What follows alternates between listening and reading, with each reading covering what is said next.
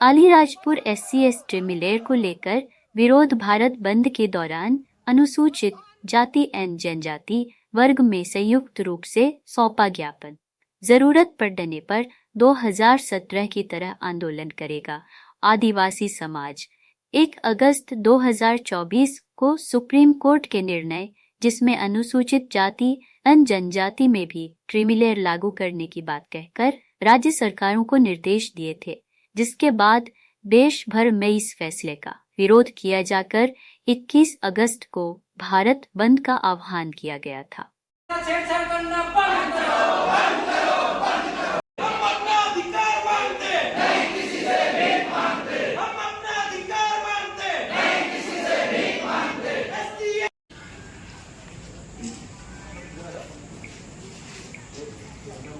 ने पड़ा है भारत के माननीय उच्चतम न्यायालय सुप्रीम कोर्ट द्वारा 1 अगस्त 2024 में एक जजमेंट दिया गया था। इसके तहत उन्होंने कहा था कि जो ST/SC संवर्ग है उसमें क्रीमीलेयर लागू किया जा सकता है। क्रीमीलेयर मतलब आपकी जो उपजातीय जाति के अंतर्गत जो पहले आरक्षण ले चुके हैं उनके और नहीं लेने वालों के बीच में छठी मिला दिया। क्योंकि आदिवासी समाज और SC वर्ग जो काफ़ी पिछड़ा हुआ है। हजारों वर्षों से गुलामी, बेगारी, शोषण, अत्याचार का शिकार होने के पश्चात जब संविधान लागू हुआ तो उसमें संविधान में टोटल 395 अनुच्छेद है। इसमें से सिर्फ उसमें से 75 जो ऐसे अनुच्छेद हैं जो ST और SC के हितों की रक्षा करते हैं, और उन हितों में इनको विशेष प्रावधान दिए गए, जैसे कि राजनीतिक आरक्षण आर्टिकल 330, 332 के तहत शिक्षा का अधिकार है ना।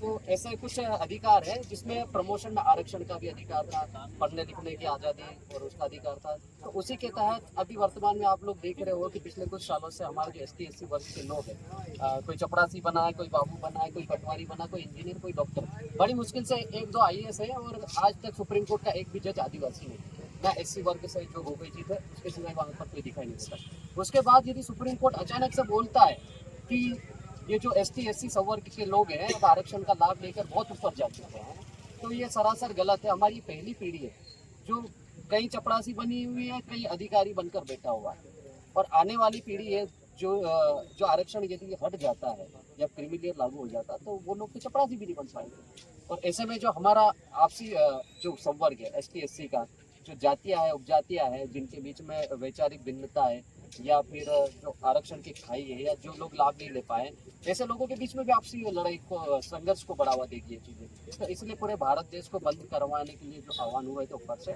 उसी कड़ी में अलीराजपुर नगर में हम लोगों ने जन भावनाओं को सम्मान करते हुए नगर तो नहीं बंद कराया, लेकिन रैली के माध्यम से हजारों लोग इकट्ठे हुए और यहाँ पर आज जिलाधीश महोदय को ज्ञापन दिया। उसमें महामहिम राष्ट्रपति के नाम पर ये ज्ञापन था, और उसमें हम लोगों ने जो ST/SC आरक्षण क्रीमीलेयर को लागू करने की बात कही है, उसका पुरजोर विरोध करके भविष्य में इसे कानूनी तौर पर लागू करके आदिवासियों के हितों की रक्षा करने के लिए, SC वर्ग के हितों की रक्षा करने के लिए विशेष प्रावधान करने के लिए मांग हो रहे हैं।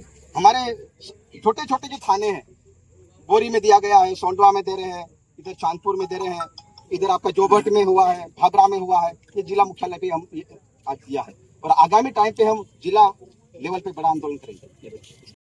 जिस संगठन ने जो आह्वान किया था, क्योंकि हमारा संगठन कर्मचारी का संगठन है, क्योंकि जिस संगठन ने आह्वान किया था उनने आपसी जो तालमेल होना चाहिए था वो तालमेल नहीं हो पाया, और कल शाम तक ये क्लियर नहीं हो पाया कि कौन से संगठन ने इसका भारत बंद का आह्वान किया है। क्योंकि हमारा संगठन, हम शांति प्रिय और हक अधिकार संवैधानिक दायरे में रखे हम बात करते हैं हम लोग, और जो आपसी तालमेल नहीं हो पाया उसमें सिर्फ आदिवासी समाज की बात नहीं है, उसमें SC की भी बात की गई है, OBC की भी बात की गई है, ST की भी बात की गई है। इस कारण से आपस में हम बैठ नहीं पाए। आगामी दिनों में ये आंशिक रूप से हम सरकार को ज्ञापन देके हम सचेत कर रहे हैं। यदि आगामी दिन हम बड़ा लेवल आंदोलन सभी संगठन मिलकर करेंगे।